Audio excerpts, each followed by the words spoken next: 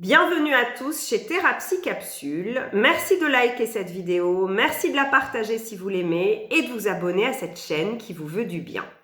Aujourd'hui, un petit sujet sur les critères subtils du narcissisme. Alors quand j'entends narcissisme, j'entends narcissique et pervers narcissique. Ils partagent des caractéristiques communes et les critères qu'on va déterminer aujourd'hui sont des critères qui s'appliquent pour les deux, bien évidemment. La première chose, c'est que narcissique et pervers narcissique, même au début d'une relation, ils ont besoin que le projecteur soit braqué constamment sur eux. Ça veut dire que ce sont de piètres écoutants. Ça veut dire que même s'ils vous écoutent, ils vont très rapidement toujours ramener les sujets sur eux.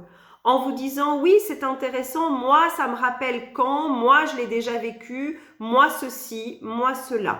Ils vont assez mal supporter de laisser le projecteur braqué sur vous, sauf peut-être, et ça c'est un deuxième critère, quand ils essayent de collecter des informations sur vous. En anglais, on parle de data collector.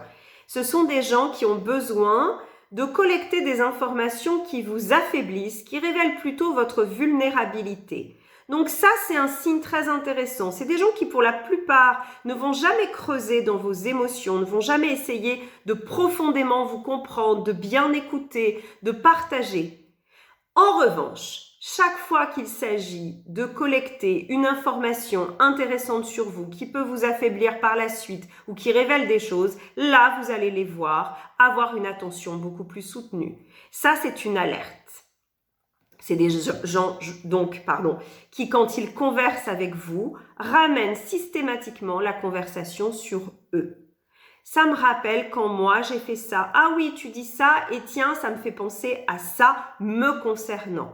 C'est-à-dire que le temps de parole avec eux ne sera jamais équitable, bien évidemment, puisque la seule réalité qui les intéresse, c'est la leur. Quand ils font des erreurs, vous allez voir qu'il y a 2 poids, 2 mesures. Il y a les erreurs que vous faites qui vont être scrutées à la loupe, maximisées, qui vont être extrapolées. Ils vont en tirer des conclusions définitives sur vous, sur votre incapacité, sur votre incompétence. Alors que leurs erreurs, leur insuccès, ils vont toujours trouver des facteurs extérieurs liés aux autres pour les expliquer. Rappelez-vous que la tendance générale de ces gens-là, leur objectif ultime est quelque part unique. C'est de se sentir supérieur parce que s'ils se sentent votre égal ou même de temps en temps moins bien que vous, ils disparaissent à leurs propres yeux. Donc toute cette politique, toutes ces conversations, tous ces enjeux, le seul but pour eux, c'est de se sentir parfait et d'avoir toujours raison et de faire qu'à vos propres yeux et aux yeux des autres, vous soyez quelqu'un d'inférieur. C'est donc des gens qui n'ont jamais envie de vraiment se rapprocher de vous. Ça, c'est une caractéristique commune, de vous connaître, de se pencher sur votre réalité. Ils n'ont pas envie forcément non plus d'avoir une bonne relation avec vous. Tout ce qu'ils ont envie d'avoir, c'est quelqu'un à côté d'eux qui va leur servir de faire valoir et sur qui ils vont pouvoir évacuer leurs émotions. Ils vont pouvoir rendre cette personne responsable de leurs mauvaises émotions, de tout ce qui ne va pas pour eux. C'est des gens aussi qui vont avoir un esprit fermé, une réalité différente de la leur, une autre façon de penser, une autre façon de vivre ne les intéresse pas, puisque rappelez-vous que ce sont les arbitres ultimes à leurs propres yeux de la vérité et de la justice. C'est des gens qui vont énormément se draper dans des grands principes moraux, qu'ils vont vous asséner à tout bout de champ. Vous, ça vous lie dans leurs yeux à eux, c'est-à-dire que vous devez respecter ces principes-là. Ils ont d'ailleurs beaucoup d'attentes vous concernant. Par contre, eux, vous n'avez rien à attendre d'eux et ces principes ne les lient absolument pas. Pourtant, ils vous les resserviront. Méfiez-vous d'une personne qui, dans son discours, emploie beaucoup de « tu devrais faire comme si, tu n'es pas bien », etc. Vous n'avez pas à être jugé. Une relation, c'est pas fait pour ça. C'est fait pour partager, c'est fait pour se rapprocher, c'est fait pour admettre notre faillibilité réciproque. On est tous faillibles, personne n'est parfait. Avec quelqu'un avec des tendances narcissiques, vous n'aurez jamais ça. C'est une personne qui va toujours chercher à se valoriser, alors pas seulement à se valoriser à votre détriment. Donc, quand vous avez des réussites, quand vous ramenez des réussites, elle va systématiquement, cette personne, les dévaluer, les minimiser ou passer outre. Par contre, dès que vous avez une difficulté, elle va les maximiser et elle va faire en sorte de toujours vous dire qu'en cas de conflit avec quelqu'un, en cas de difficulté professionnelle, il faut que vous vous interrogiez sur vous et votre nature, sous-entendu votre nature défectueuse. Il faut que vous vous remettiez en cause tout le temps. Parce que le fait de douter de vous va énormément lui faciliter la tâche. Vous ne serez plus un adversaire qui va lui résister. Au contraire, vous allez vous laisser affaiblir. Elle va pouvoir du coup prendre toute la place, se rassurer sur qui elle est, parce que rappelez-vous que ce sont des personnes qui sont profondément insécurisées et qui pensent qu'elles ne valent rien.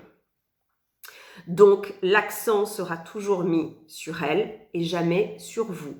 Ça fait partie des caractéristiques habituelles qu'on ne voit pas toujours au début. Ce sont donc des gens qui écoutent mal, qui n'écoutent pas dans la subtilité, qui n'essayent pas de saisir les émotions que vous ressentez, les subtilités de vos réactions. Ils sont toujours en train de vous dire ce que vous devez penser, ce que vous devez ressentir. Et ils sont toujours en train de remettre en cause votre réalité, puisque rappelez-vous que leur problème numéro 1, c'est le refus de l'altérité. C'est un petit peu comme des enfants qui n'auraient pas grandi et qui seraient les uniques possesseurs et propriétaires du monde. Ils se vivent comme totalement tout-puissants et toute personne qui ose juste dire « j'existe », j'ai une réalité peut-être légèrement différente de la tienne, est-ce qu'on peut pas négocier? C'est absolument pas possible. Pour eux, c'est un crime de lèse-majesté. Vous les atteignez et ce faisant, comme vous leur faites du mal à leurs propres yeux, ils sont justifiés pour répondre par une attaque massive qui va essayer bien sûr de vous anéantir. C'est en ça qu'ils sont extrêmement dangereux. Au début, ça va être une petite goutte d'eau qui vous fait douter de vous, qui érode un peu la pierre. Et puis au fur et à mesure, votre pierre va être de plus en plus friable, de plus en plus affaiblie. Et vous allez admettre leur jugement comme si c'était les vôtres. Vous n'allez même plus réfléchir. Reprenez le pouvoir. Souvenez-vous que dans aucune relation, vous ne devez vous sentir inférieur. Aucune personne n'a le droit de remettre en cause fondamentalement qui vous êtes. Pensez toujours dans cette relation, quelle image j'ai de moi-même quand je sors de cette interaction? Est-ce que je me sens renforcée ou est-ce que je me sens affaiblie? Est-ce que cette personne, elle maximise toujours les quelques défauts que j'ai en faisant des défauts fondamentaux? C'est-à-dire que vous n'êtes plus un être humain normalement constitué avec d'immenses qualités et quelques défauts, vous êtes quelqu'un de fondamentalement défectueux à ses yeux. Et ce faisant, ça justifie tout. Ça justifie de vous atteindre, de ne pas vous respecter, de vous faire du mal. Elle est en train de justifier par anticipation tout le mal qu'elle pourra vous faire. Le fait de vous lâcher de façon souvent honteuse, le fait de vous nuire, le fait de vous voler, de vous piller. Tout est justifié puisqu'elle a atteint votre humanité. Vous n'êtes plus un être humain valable à ses yeux. Ne laissez jamais faire ça. Ne laissez jamais une personne prendre une position dominante dans une relation. Vous avez droit à une dignité fondamentale, à un respect qui n'a même pas à se mériter. Le respect, il est acquis d'emblée. Personne n'a le droit d'atteindre ça chez vous. Souvenez-vous, toute personne qui vous critique, qui passe du temps à vous casser du sucre sur le dos, qui diminue vos réalisations, qui ramène toujours le projecteur sur elle, c'est une mauvaise personne. À très vite pour une nouvelle vidéo.